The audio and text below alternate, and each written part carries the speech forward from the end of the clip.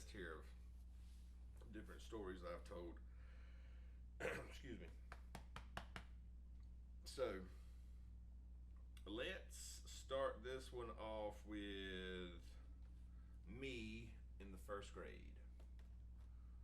So when I was in the first grade, my first grade teacher was a good woman, Miss Hudson. I think it was it Joyce or Sharon? I think anyway, Miss Hudson was her name. So Miss Hudson, every day in the first grade, sends a letter home with me. Please get your son to quit talking in class, or he will be reprimanded, whatever. I can't quit talking. I have to talk to everybody. It's just my thing. So this goes on for months, and I'm getting whippings at home. Grandma's with me. Grandpa's talked to me, and I'm just mad at the world because I don't understand what I've done wrong. It's not my fault. I want to talk to people. Um, you have to also keep in mind that at this time I don't have my father's just kind of left too, so it's like I just want somebody to talk to, and if somebody laughs, I'm just trying to be a cut up or whatever. Not so much a class clown. I hadn't gotten that far yet with my personality, but I just wanted to talk. Now, one day I wake up late or something happens, I can't get on the bus, and so my mother decides she would take me to school. No big deal. Takes me. And right before we get to school, she says, "Hey, how's class going? Are you still talking all the time?" I'm like, "Nah, teacher fixed that. We're good." And she said, "Oh, how's Miss Hudson doing?" I said, "Oh, she's great. She's a good teacher. I love Miss Hudson." And she says, "Well, when we get to school, I'm going to go talk to her." I said, "Sure, you can walk with me, Mom. It's no problem. You can walk with me to that classroom." And she did. My mama walked right with me to the classroom. And when we get into the classroom door, all of the students are sitting on the right hand side of the room, and then way on the left hand side of the room is one desk. Guess where I get to sit? So I come in and I said, "Hey, Miss Hudson, Mama wants to say hey to you." And I just hang a left and walk across to my desk. My mother goes, "Well, where are you going?"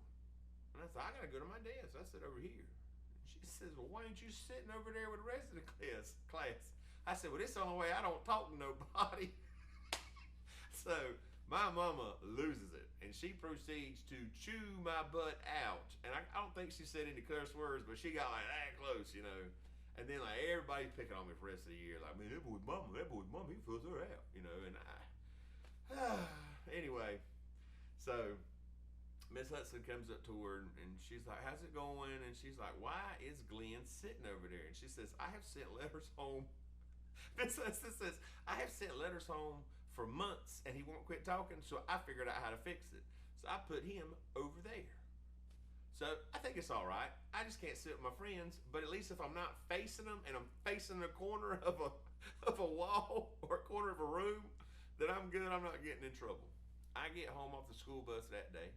I go by Grandma's because I wanted a biscuit. She made good biscuits and left me a little biscuit tub thing holder. So I go by and get me a biscuit. I'm like, "Hey, Grandma, how's it going?" She says, "Well, well, well, just a kid I want to talk to."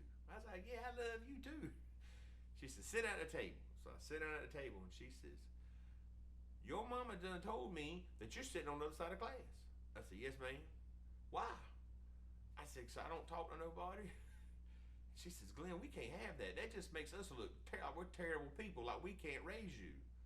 And I said, "Well, Grandma, it's not your fault. That school's the most boringest stuff in the world I've ever had to do." And she said, "Why is it boring?" I said, "I just ain't got nothing to do." And she says, "Well, doesn't Miss Hudson give you work?" I said, "Yeah." And she says, "Well, why ain't you doing it?" I said, "I am doing it. But what am I supposed to do 3 minutes later when I'm done?" And I told her, I said, "And all them dummies in there are still working on it and they can't talk to me." So Grandma realized there might have been a problem with my brain. So she had me tested, and they changed my curriculum slightly after that. And it was probably the worst thing I could have done for myself, because I went from, if I'd have just kept my mouth shut, it'd have been an easy time at school, to now I got to do all these classes and stuff. And anyway, still didn't go to college, so I don't know I don't know what the great thing was over it. I did go to college once, but they'd hired all of the janitors that they needed, so I just rolled my butt back home. No, I'm just kidding. I went to university some, but it was always a party. It was never to learn. I've had a great